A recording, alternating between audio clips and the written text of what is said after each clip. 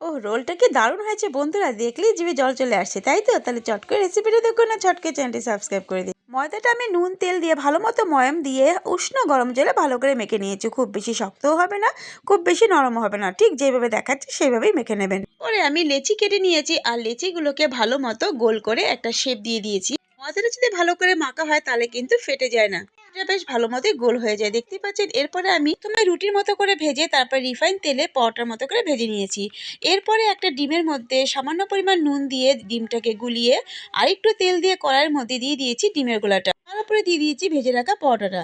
এরপরে দিয়েছি কিছুটা গ্রেট করা চিজটা দিলে জাস্ট ফাটাফাটি স্বাদ হয়। দেখতেই পাচ্ছেন চিজটা পুরো গলে গেছে। এরপরে আমি দিয়ে দিয়েছি কিছুটা ভাজা বাদাম কুচনো, পেঁয়াজ আর দিয়ে দিয়েছি শসা। তারপরে দিয়ে দিয়েছি টমেটো সস, চিলি সস আর দিয়েছি কিছুটা গোলমরিচ দিলেও কিন্তু দারুণ টেস্ট হয়। আপনারা আপনাদের স্বাদ অনুযায়ী ঝালটা দেবেন, চাইলে আপনারা কাঁচা লঙ্কাও দিতে পারেন।